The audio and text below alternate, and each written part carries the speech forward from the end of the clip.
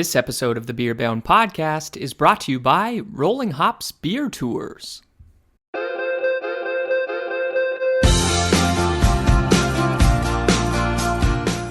Hey everybody, Garrett here from Rolling Hops, as always joined with my partner, Andy.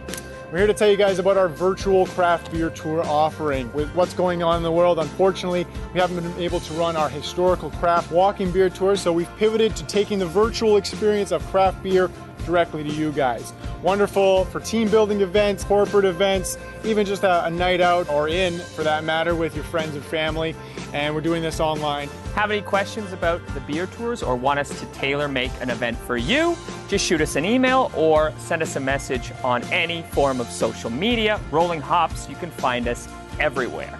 RollingHopsBeerTours.com is where you can get a hold of us, and we'll see you guys soon. Cheers.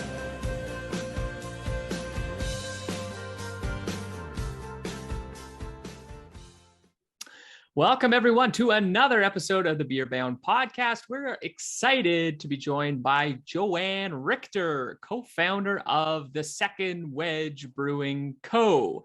The Second Wedge is located in the heart of downtown Uxbridge. Here you'll find a bright, warm space filled with local art and great music. The brewery is named after the Uxbridge Wedge, the second of the four wedges of the Oak Ridges Moraine.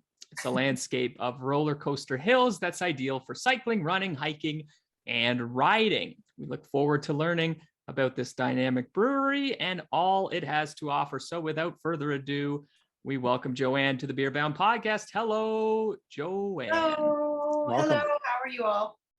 Doing Cheers. well, thank you. Thanks for joining us. Cheers. I'm joining you Cheers. from my happy place. This is behind me is our beer garden in the summertime, which we miss. Oh boy. Looks great. When's the last time it was open? Was it open in the summer? It was open this summer Yeah. and right through till late October. Right. Gotcha. It looks beautiful. Does look really A lot warmer than it actually probably is. This is the thing, yes. Yeah. Joanne, can you start us off? Tell us about you as well as your connection to beer and your Uxbridge-based brewery. Sure, absolutely. So beer is something that I've been pretty much in love with almost my whole life, even from a very young age. I just have a very strong memory of, like, my dad was not a drinker at all, but I think he was sitting with a friend. I was young enough to be on his lap, probably 3, and he had this German beer and he let me taste a little tiny bit, probably just on my finger. And I just remember thinking, I love that flavor, love it. And I always had that memory of it. And then I encountered beer again as a teenager. It was like Labatt 50 days and it was just like awful. So that turned me off for a few years, but I was in Quebec. There was quite a lot of good craft beer starting up in the late 80s in Quebec. So I was kind of very early on just drawn right to that. And I've been a fan of well-made beer ever since. So it's always been part of my life. Opening a brewery was not something that I would have conceived of before late 2012, early 2013. Just looking at where to take our careers next. My husband and I were both in careers that were at crossroads. We were looking for what was going to be next for us. And we were just starting to homebrew. We both were into brewing. We were both into food all our lives as well. It's a really big part of our partnership. And it just all we had been to a few breweries. It was pretty new at the time, in Ontario. And we just started to look at, what would it take to actually do that? Because, we could see the future that, 5 years out, every small town would have a brewery. We should be the ones in our small town to open our brewery. So with that in mind, we just started looking into it, and we didn't have, wads of cash to invest. So we had to pull together all the funding, everything. So it was a big job to just get it off the ground. So it took 3 years to get to the opening stage, and we were working at a breakneck pace. So I think we did pretty well to be ready in 3 years. And so we opened in 2015, but it was the last days of 2015. And so now we just celebrated our 6-year anniversary. That's awesome. Congrats on 6 years. Thank you. That's almost like an eternity in the craft beer world. Yeah. I know, we still feel incredibly new, but yeah, it's a long time. Mm-hmm. A senior citizen. Well, the brewery it is, of course. Joanne, tell us, are you from Uxbridge? Is that where you're from originally? Can you tell us a little bit about the town? Right. So I mentioned Montreal. I grew up in Montreal. I moved to Toronto after university, and got married and bought a house in Toronto. Lived there for some length of time. And then we moved up to Uxbridge in 2004. So we've been here for quite a while. We raised our kids here. And I commuted to Toronto most of that time. And Rob he was working as a cameraman and television freelance. So he was getting flown all over the place to do shoots, and he'd be gone for weeks and months at a time.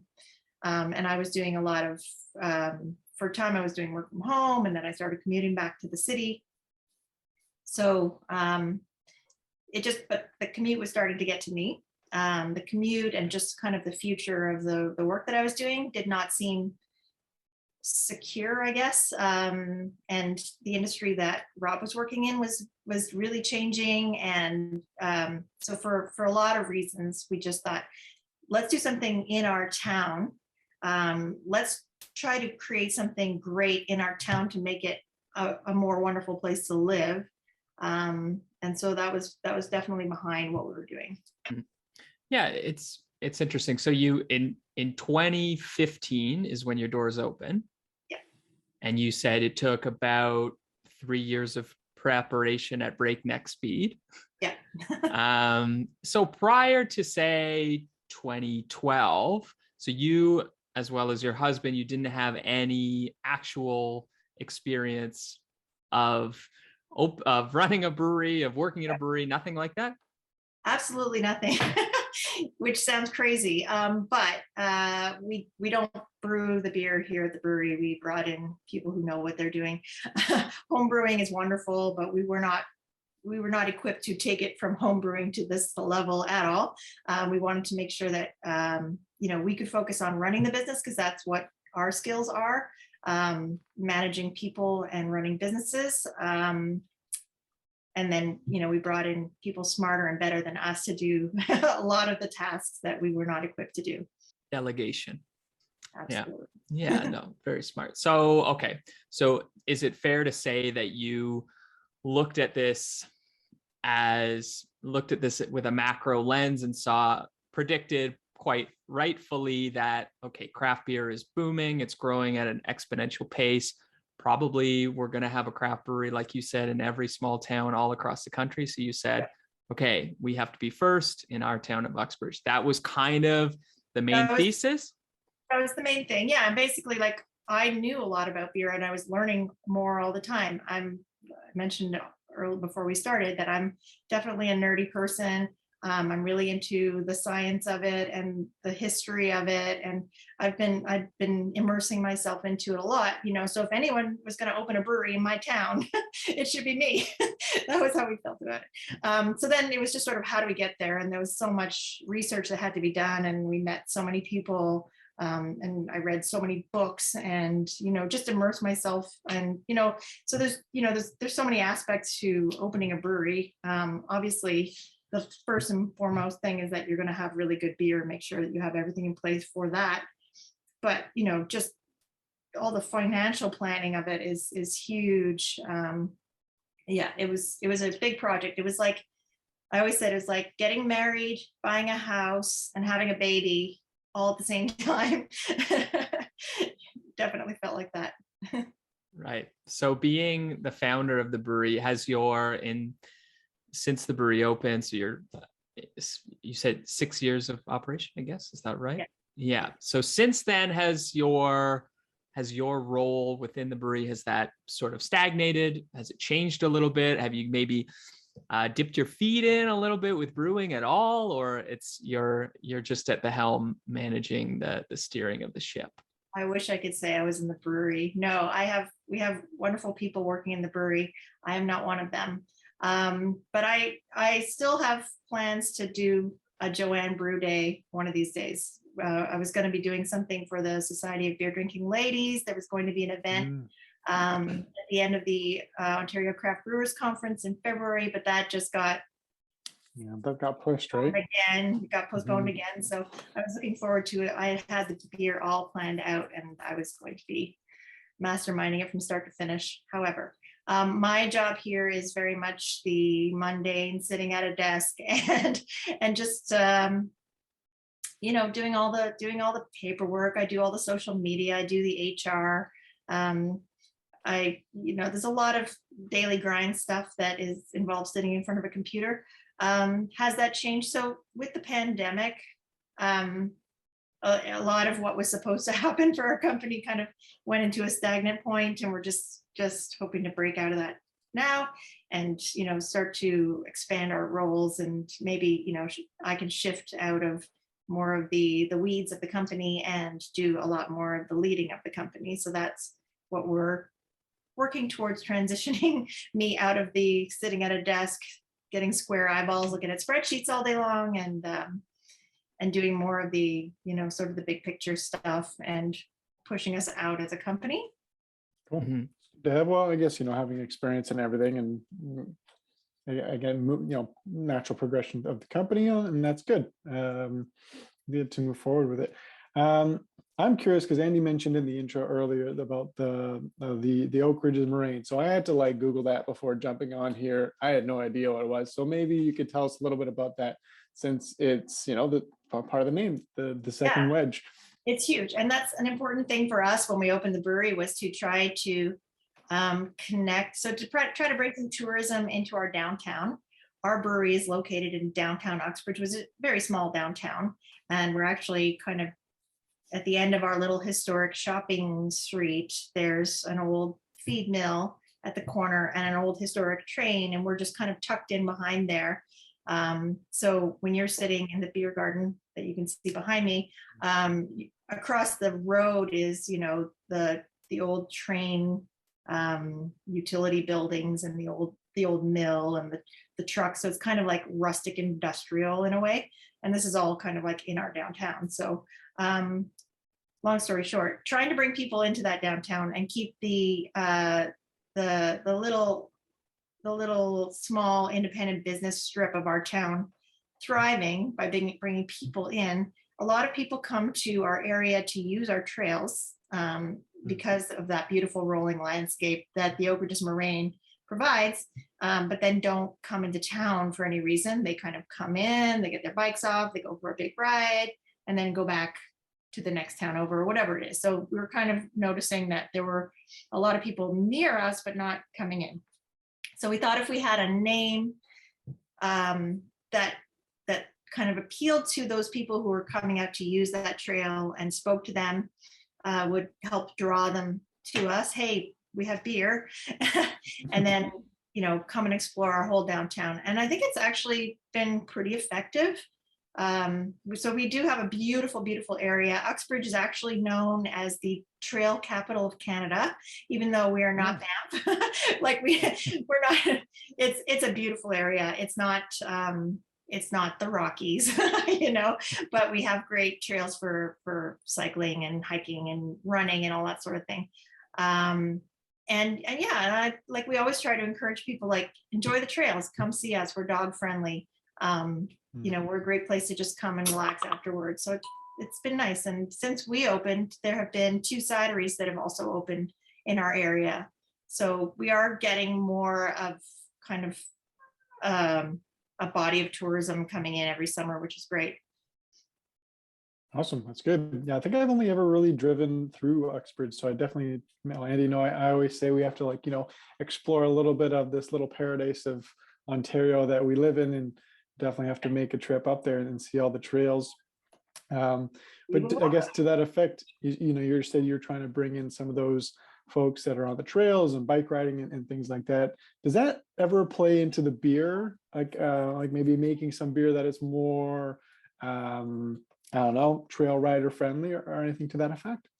Well, I mean, yes, we use the trails in most of our beer names, and in the artwork. So we work with a local artist who does really cool graphic style art. She does all kinds of commercial work. She's really talented, Tracy Walker. So she'll take names that we've chosen that are like inspired by a local trail, and she'll pull it all together. She'll often bring in little elements of Uxbridge to make it exciting. Most of our names, if it's not about the trail, it's something to do with our town. So it's kind of like, if you live here, kind of thing. Right. Yeah, so we have a beer called Fat Bike, which is a big pastime in our area. We have a big group of fat bikers, and Rob and I fell in love with it, and we got fat bikes too. So it's really crazy, quirky, fun thing to do out there on the trails in the winter is ride a fat bike. So we have a beer named after that. That's just a big bike, the bike with like the really thick tires. Yep. Yeah. Oh, yeah. Okay, So fat gotcha. bike, it has giant snow-friendly tires, basically. So Okay, it's a gotcha. nice, soft, cushy ride. So we have a double IPA that's named after that. It kind of is like that. It's like it's a bigger beer, but it's really soft and gentle at the same time. So it works. And we have a beer called Derailleur, so we do kind of bring in some of that trail lore, in most of what we do. That's great. And just going through your website and looking through the beer selection as I normally do. But I like how you have everything lined up there as well. Like, you have the FAQs on it, some food pairings where you can buy details, and even like a full profile section. So it's very detailed. And, I guess, I always like to say a big part of choosing a beer is knowing what goes into it, knowing a little bit about it. Like the food pairings, I think is always a really good one. Because I feel like that's how people relate a little more to the beer, because people typically know, a little bit about the food they really love, but sometimes not always about the beers that they love, because maybe they just don't know about them. So I thought that was really cool. I like that you have that on the website. Thank you for noticing. And yeah, I think the food pairing is a very, very important for us. Like I said, we came to this as very, fanatic about food, basically, and cooking ourselves. Like we were this close to going, I was this close to saying, let's do a restaurant. Thank God we didn't. No. Rob's mom ran restaurants, and he just said, no, I can't do that. So food is very, very important. Flavor is very important. What we try to do with every beer we have is to create a food-friendly beer with balance to the flavor. We're not looking to, have a bubblegum flavored, our beers are fairly down to earth. We do have fun and be creative with them, but at the bottom line for all of them is that they're super balanced, and you could sit with them at your dinner table and enjoy them with dinner. That's why our beers do quite well in some really nice restaurants. So we have a great local restaurant called Urban Pantry, and they go through so much of it because it just sits well with food. It really does. Yeah, that's awesome. That's a big part of it, right? The whole experience, the whole experience could in itself just be drinking a beer, but if you compare that with the 3 meals you typically have a day, it's even better. Yeah, absolutely. Joanne, can you share some information on the actual space? So you have the beautiful beer garden, but the actual building itself, how did you go about choosing that particular location? It's kind of cool that you're in the downtown core. I think I don't want to say that's rare, but it seems like craft breweries do gravitate towards maybe being a little outside of a downtown with a kind of a refurbished or recycled industrial space. It kind of seems to be the genre of a lot of craft breweries, but you're like right in the downtown core, which I really like. I just think it kind of adds a quirkiness to these old Ontario downtowns that once upon a time were known for maybe not having breweries necessarily, but having a watering hole where locals could go and consume an ale or two. So can you tell us about the space, why you chose downtown, and a little bit of that? Yeah, we definitely wanted to. I mean, the reason why so many breweries are out in the boonies and industrial plazas is because it's very hard to find a space that can accommodate a brewery. I'm sure everybody would rather be downtown. We were super lucky that we found this space. In fact, we had looked at a different space in literally the Four Corners before this space that we finally did get into. And it would have been good, but this space is much, much better. And that space only fell through for us. We had it in our sights and we're kind of negotiating for like a year or more. And we're just about to sign the lease. And then, one of the partners in that building kind of showed up out of nowhere with some demands that we couldn't meet. And we just said, okay, bye. We had looked at this building before that one, like in the middle, or we sort of were aware of it, but kind of said, oh, not going to work because there were some things about it that we didn't think we could surmount. However, it was still sitting on the market when we came back, when that one fell through, and we didn't buy it. We as a company are renting the building, but it is perfect in that it's a big old warehouse. It actually was a grow op that was busted, an illegal grow op that was busted, probably 10 years before we opened or less. So it had been rehabilitated, but it had all these bones that were really good for brewery, right? Good high ceilings and the big garage doors, everything we needed to get a start. But it took a lot of work to get it brewery ready. Somewhere out there on social media, we've posted probably a couple of years ago, pictures of the before and after, and you wouldn't recognize what we have now because we were lucky to work with a lot of amazing people, and we put in a lot of our own blood, sweat, and tears and got it just looking completely different and beautiful and transformed the space. But the bones of the building are there. So we have kind of like even though it's downtown in Uxbridge, it's a very, very, very small downtown. So as soon as you get over the train tracks, we're in the industrials, what would have been, in the 1800s, the industrial, edge of town basically, but now it's still like it's connected. So the building, yeah. So we took out the upstairs floor, open it up floor to ceiling, so that our tasting room has a giant big glass front to it, and you get a lot of sunshine. And it's not huge space inside. Our tasting room only seats just under 60 people, and then standing room we can have up to 90.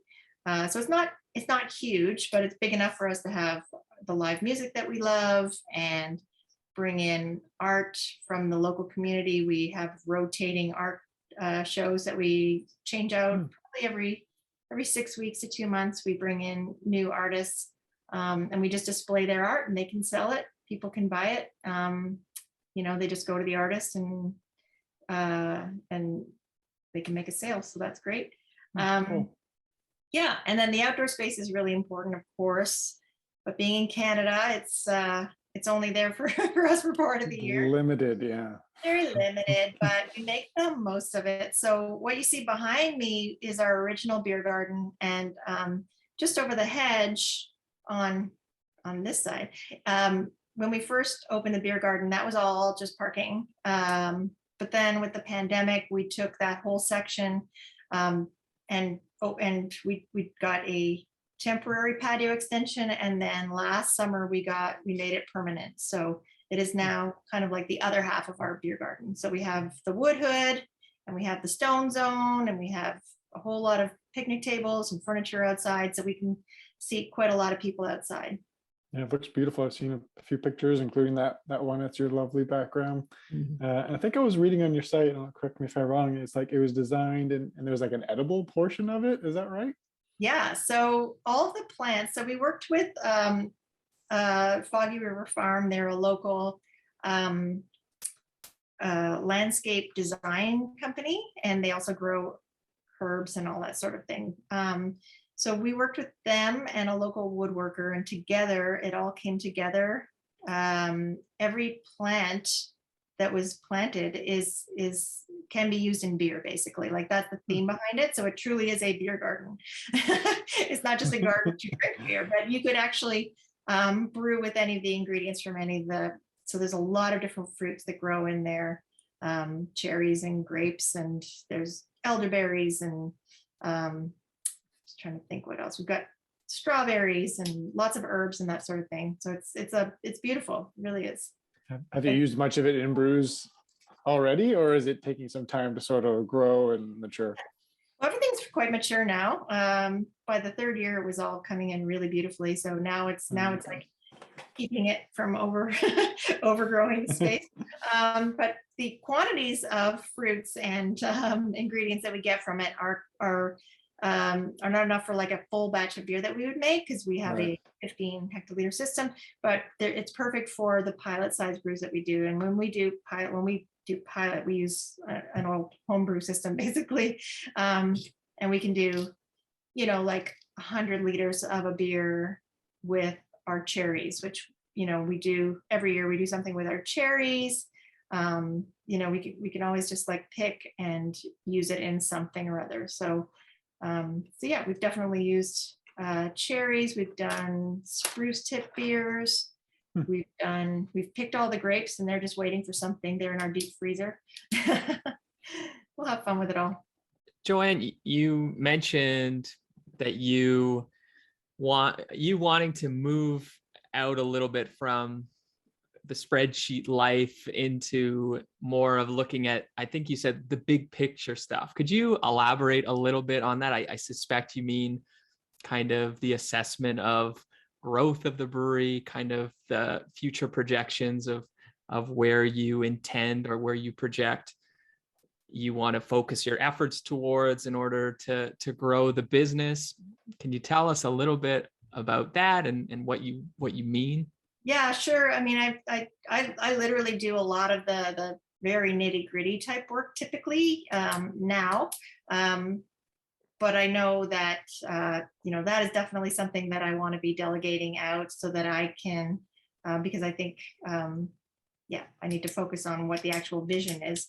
And I work closely with my husband. Obviously, Rob and I are partners in this business.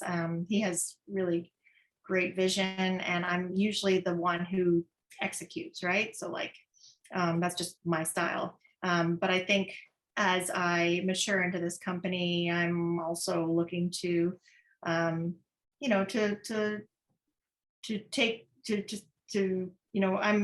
working in a whole lot of different areas of the business, and it's time now to take all of that experience and kind of see where we can push forward, because we definitely want to be out there more. Right now we started out saying we want to focus on our community and focus on this space. We didn't try to get into the LCBO. We said we'll leave that for later once we're established. And in hindsight, probably would have been smart to get started early on, because it takes forever to get that all underway. So by the time we were finally ready, it was like 2 years later before we were ever on the shelves. That all said, but there's just a lot that we could be doing to market ourselves a little further out. We are not interested in taking over the world at all, but we definitely want to have more, name recognition across Ontario. Can I push you a little bit more on that? Recognition across Ontario. Are you in the LCBO currently? Did I miss that? Yeah, sorry, we are in the LCBO. So we did start with that. So now I guess it's been a couple of years. So we have 2 year-round beers in the LCBO. We have seasonals rotating throughout the year. We just had a holiday gift package, a trail mix pack we put out with some 4 very interesting fun beers that went out, and it sold through very quickly. So we know we're doing fine out there, but with the pandemic, there was a whole period of time where you were asked to not make sales calls or do anything to take away from anyone's, I don't know, it just seemed like there was a period where you were asked not to approach anybody in any of the stores and try to sell. We still can't do any guided staff tastings, which was a big part of, we were just getting going with that, so it's been hard to kind of just get more of a foothold out there. The next couple of years, if we finally do get into recovery mode from pandemic, we're going to be able to get out quite a bit more. We're very much connected to this town, and people see us as part of Uxbridge. And if people know Uxbridge, they know us, and we've got all the love that you could ask for in this town. It's fantastic. But to sustain, we're going to need to go out farther. It's like diversifying your portfolio. We're going to need to get out there a little bit more. So right. Yes, of course. Grow or die, as they say. Right. So yeah, I mean, I guess that could mean a few different avenues, right? It could mean stretching your logistics to offering your product, your beer, to more drinking establishments further out, to LCBO's beer stores further out, perhaps maybe in the future, maybe the distant future, having another brewery. Would that be something maybe? I'm going to say probably not, but never say never. Right. Never say never. Yeah. We've had that talk, and we've had some, glimmers of interesting possibilities, but at this point, no. At this point, we have room to expand our current building. We have a lot of extra capacity in space that we have, and it's a real experience to come to us. So we want to keep that intact. Yeah. Yeah, makes sense. You're right. Craft breweries, I mean, it is not to say that some craft breweries haven't built a second or a third or a fourth brewery. It does happen. If you can, and if if you find the right space, and it's amazing when people do. Yeah, of course. Joanne, about, it seems like you said you handle the social media, and I suspect probably all the marketing of the brewery. Is that fair to say? Yeah. So as far as like, if you go on our Instagram, all of the images are Rob and all of the words are me. That's just sort of how we roll. Because his background is as a cameraman. My background is in publishing and writing. So yeah, that doesn't mean I'm always going to do it, but we definitely are at the school of thinking where you start by doing all the jobs, other than I don't make the beer, but other than that, I try to do all the jobs and get to understand them. And then, eventually maybe someone else will do it. But that's something that's really close to our hearts, is like, that's our creativity. That's the kind of thing you're going to, if you want to see our wacky creativity, that's right there on our Instagram and in our beer, and in our so the marketing is all in-house, everything that we do. Yeah. Currently. No, it makes sense. I mean, can you expand a little bit on that of your marketing avenues, not necessarily traditional marketing? I mean, prior to COVID, it sounds like the brewery itself was very lively, a social space for gathering, for artists, for showcasing artists. Yeah. In the last 2 years, I suspect that's been a little bit more trying to fulfill that community space that you had going. So can you elaborate a little bit on how you mentioned Instagram, obviously, how you've maintained your presence in a marketing setting? So social media, have you done any other creative methods to spread the word in Uxbridge or beyond? Obviously we've all been, in the past 2 years, everyone's been more online than perhaps we ever have. Yeah, tell us a little bit about the marketing, maybe your marketing creativity in the past couple of years. Yeah, I mean, we've spent a lot of time on the website, which you noted. We had a previous website that was completely DIY, and then we finally got someone to help us with that, make it a little prettier.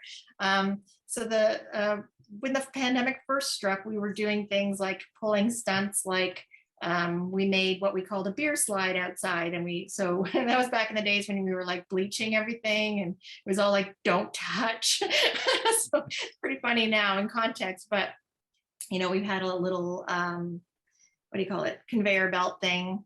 So we would slide the beer down to people, they would drive up and we would roll up our big door and slide the beer down the conveyor belt, and they would pick it up, and it was all so safe, right? It's pretty funny in hindsight, but for like, I don't know, 5 months or something, that was what we were doing, and it was like getting insta famous, and it was hilarious. So that was just like the kind of thing that we would do. And then we did a behind the glass concert series, so we would bring in solo artists. So we missed having our live music. We booked people to come in and play.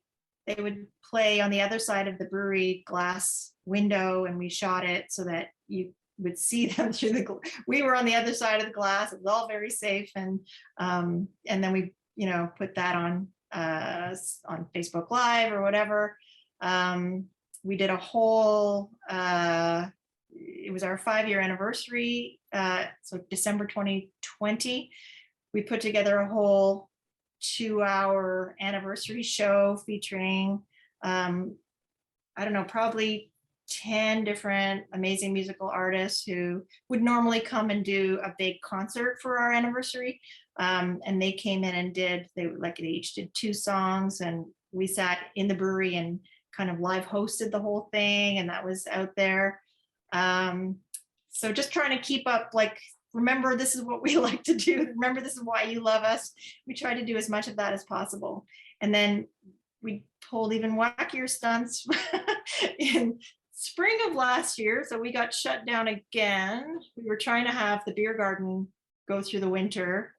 It was doing okay. People were coming and spending time in the beer garden. And then April 1st, I believe, it was all closed down again. There, you couldn't have outdoor seating or anything.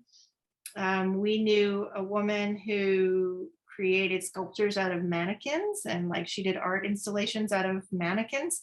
So Rob, he's got the brain for this. I'm not as much as creative as he is, but he invited her to fill our beer garden with people. And then we just had like kind of like a steady stream of Instagram content of these people who were like mannequins in various poses in our beer garden. So that's kind of how we did our marketing, just kind of remember us, we're still crazy and quirky. And then we did, of course, the home deliveries that you do during a pandemic when you're a brewery in a small town. So we did a lot of that. I don't know, I'm trying to have fun with it, but it does, after a certain length of time, start to wear on you, and it feels like it's never ending, and you start to think, well, how much more creativity do we have left in us? But no, we've been having fun with it, as much as one can. And yeah, we're ready to bring people back in, though. Amen to that. Yeah, for sure. I can imagine it can get tough to constantly get creative ideas when you're sitting there with, not allowed to have anyone walk through the door, or normally that's where, it sounds like where you guys were really thriving. But I like that whole, I like the, the musicians behind the glass type operation. It's good to, like you were saying, sort of staying true of why people love you, and really showcasing that. I think that's a really fantastic idea. I know a lot of people did things with Facebook Live, and especially for musicians. So that's great. With maybe to that aspect, when acquiring or looking or getting musical guests.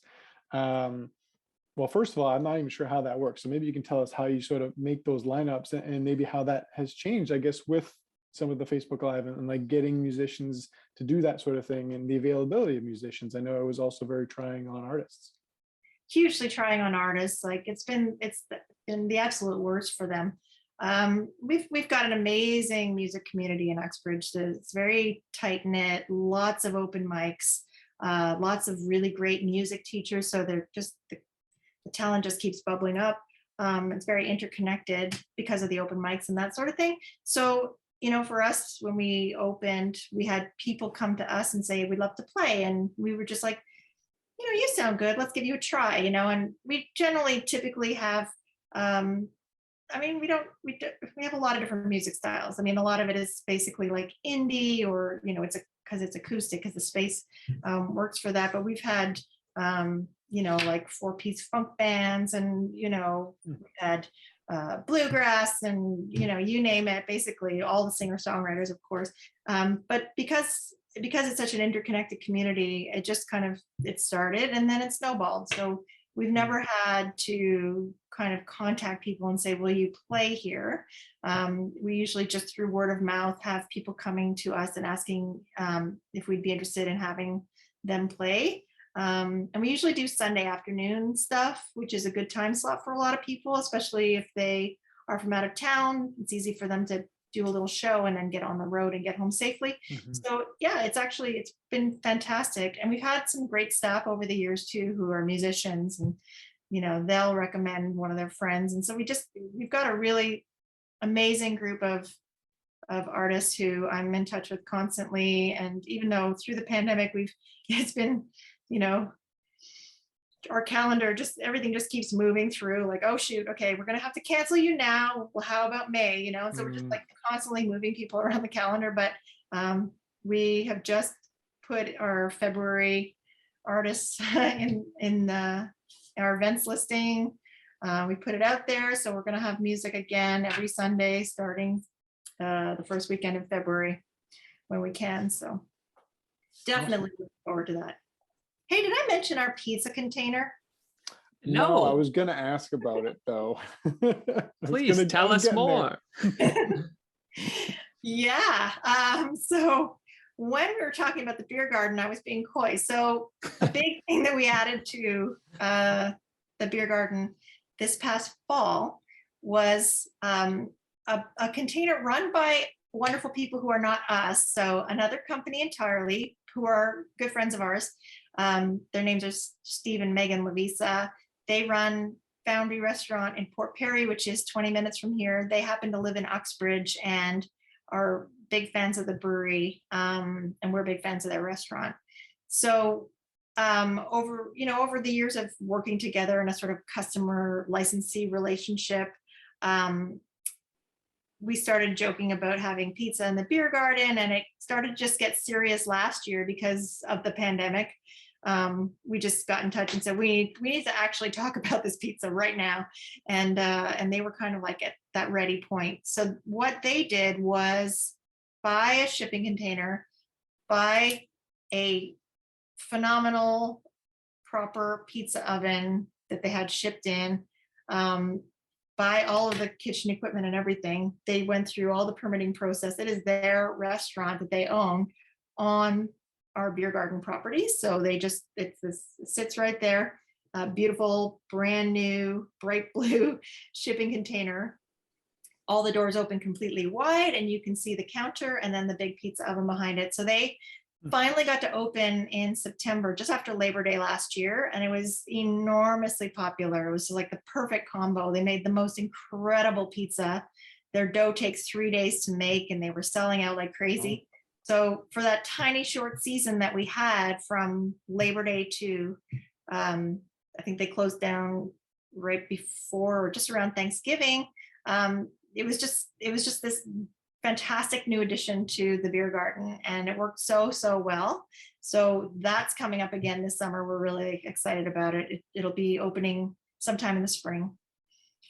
It's awesome. I saw some pictures of the pizza. They look absolutely delicious. And yeah, it just sort of like nestled right beside the brewery. Looks really nice. And I think there's a picture there of a musician right beside it as well. Looks really cool. That's right. So it's called Foundry Pie. The restaurant is Foundry. And yeah, it's going to be a great summer. Who doesn't love pizza and beer? Yeah, great combination. Joanne, we've spoken to other brewery owners who have decided to go the path with a family member, such as yourself. Could you maybe expand on your experience going into a business with your husband? Has that always been easy? Is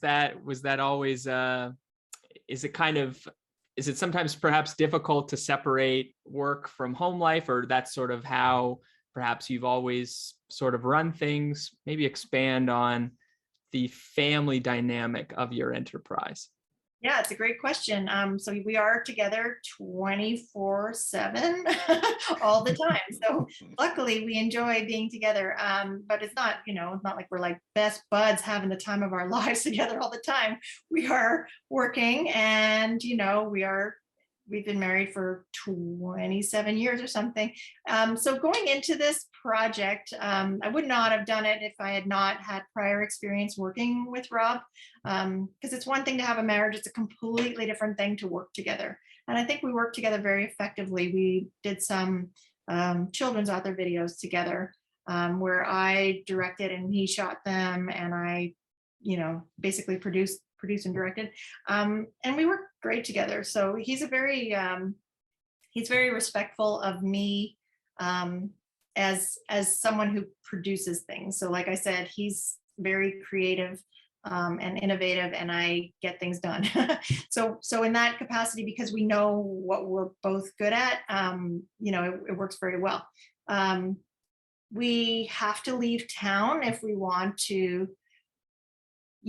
feel like a married couple. That's hard, unfortunately, because everything, we're just constantly home, the brewery, and at home we're just basically getting sustenance and getting into bed and everything. And then we're back at the brewery. And when we're, if we try to take Mondays off, we spend most of Monday talking about work. It's just how it is, right? So back in November, we took a few days and left town completely. And that was really nice, because we just said, leave it, you have to do that. We work together in the same office here. We just basically share a big desk, and it's not heaven all the time, but I think we have good respect for each other, and we have a system that works for us. So, and luckily our kids are now moved out of the house, because I don't know that they could manage the constant talking about it. They went through most of their teenage years just listening to us plan a brewery. So yeah. That sounds pretty cool, actually. I would love. You'd think it would. We were shocked that they thought we were the most uncool people in the world. Right. Yeah. Now they've come around. They've both worked for us. So yeah, I'm sure. There you go. Yeah, it holds a lot of teenagers. social standing and social credit when you get a bit older and your parents own a brewery. That's pretty cool. Yeah, maybe Joanne, can you, if someone was thinking maybe in terms of opening a brewery or any entrepreneurial venture, going in with their partner or maybe their dad or their sister, maybe just a family member in general, Right. what one piece of advice would you give to this individual before jumping into a partnership of this kind? Yeah, I guess just know your strengths and know the other person's strengths, and make sure that they are complementary, and know when, if you know that you can have a system and you can work without even talking to each other and work well, then it's probably going to be just fine. I think it's going to be very individual for each person. The dynamic's going to be completely different, how much tolerance you have for being with someone all the time. But I think it's very doable. Yeah, I think just know your strength, know the other person's strengths, and work like a puzzle together. We call ourselves a bit of a two-headed monster. We work very much in lockstep together, but we do very different work from one another. I like that. Two-headed monster. Joanne, obviously it kind of goes without saying, beer in general, the culture surrounding beer, it is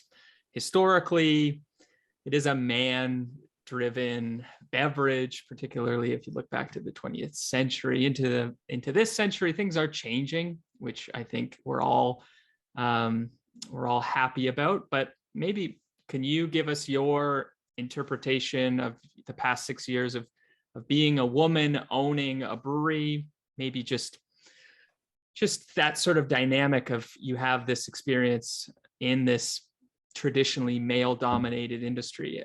Maybe just shed some light on that, if you could. For sure. I mean, traditionally, going way back, though, it was a very women-dominated industry, of course. I know you know that. the beautiful thing is that I get to be the boss, and that I get to create the company that creates a place where women can enjoy beer comfortably and without discrimination, and all people are welcome. So that is my power, and that's amazing. I'm speaking here, it is January 26th, in the context of a whole lot of stories that are currently being posted on social media by my friend Erin. We know that there's a lot that goes on in craft beer. It's not that it doesn't go on everywhere, it goes on everywhere in every industry, which is equally terrible and horrible. The problem with craft beer is that it comes across, or it markets itself as super woke and super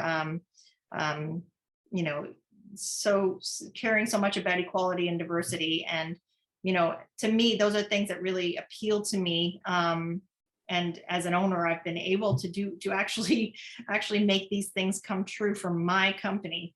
But it breaks my heart to see what is going out there, going on out there under a facade. And that's, it's heartbreaking.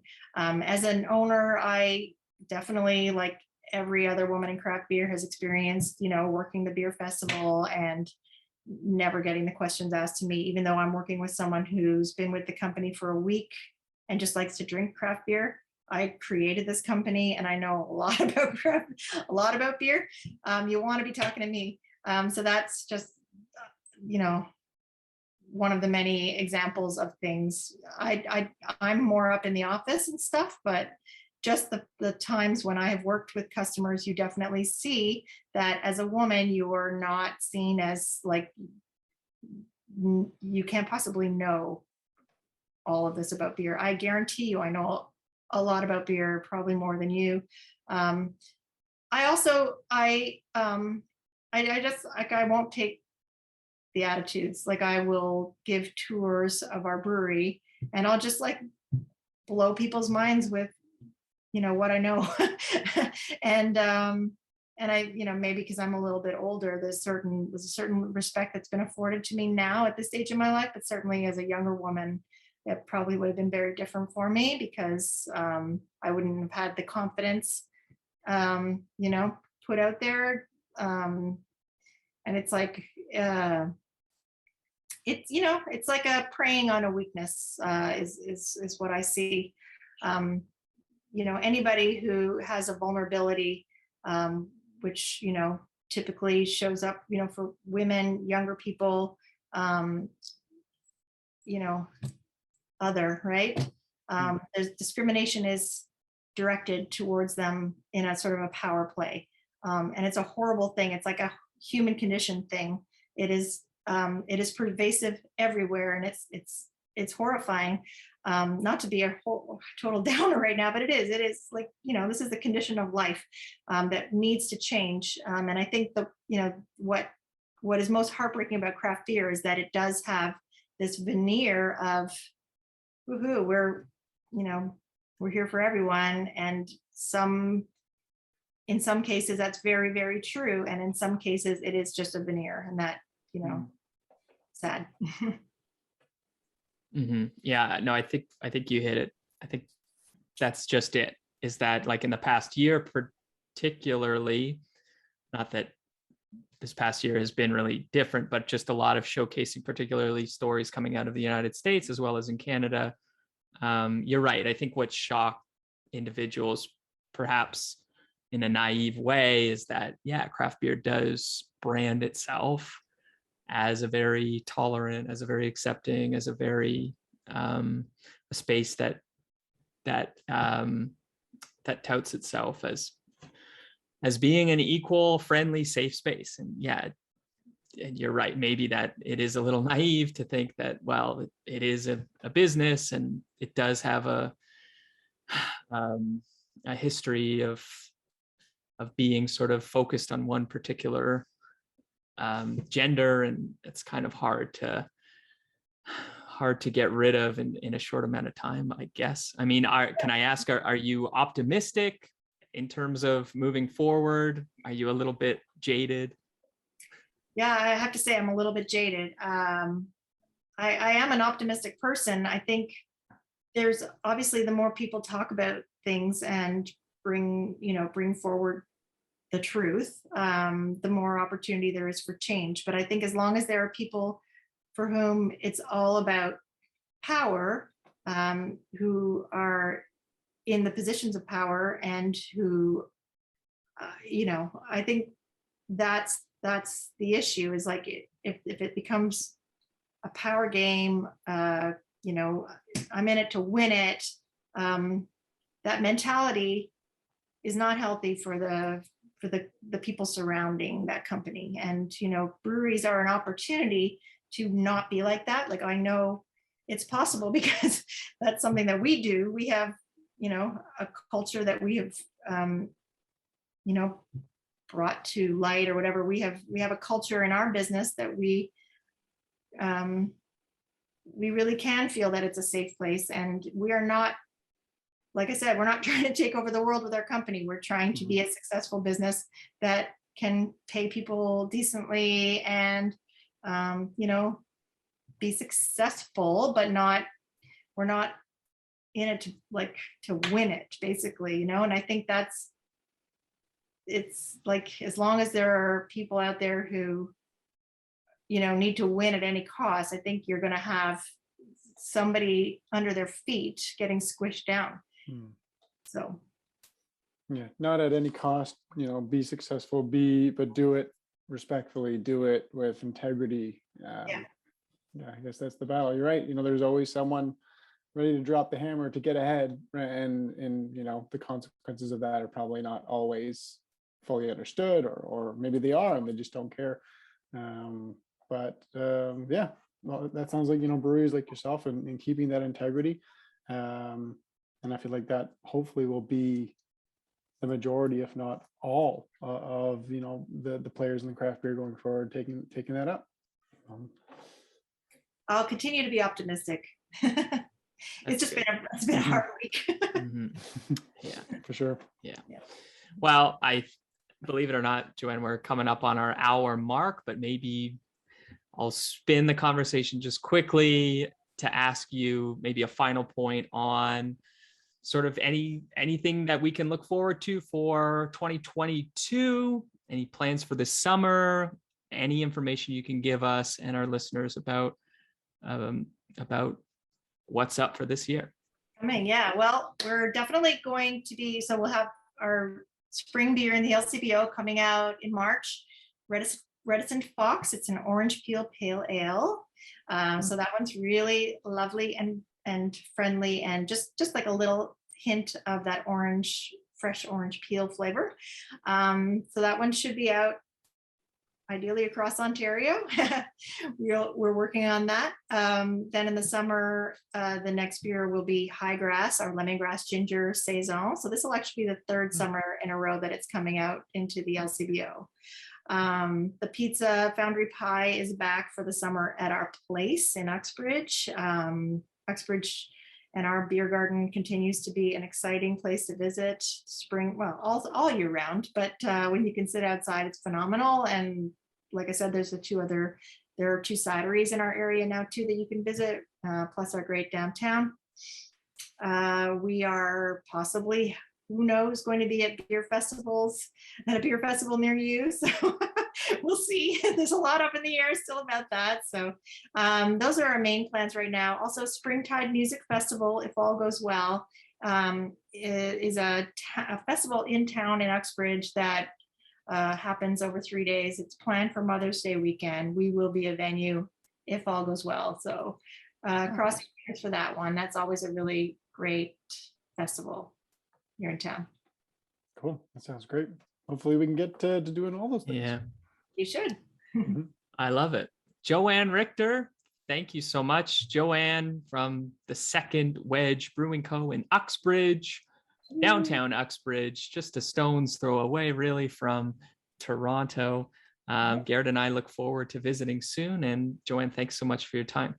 Yeah, thank you. It's a real pleasure chatting with you guys. I hope you will come visit soon. For sure. Absolutely, we will. Thank you so much. Thanks so much. Take care. Bye. Be sure to subscribe to stay up to date on all our interviews and beer-related content. Remember, craft beer is here.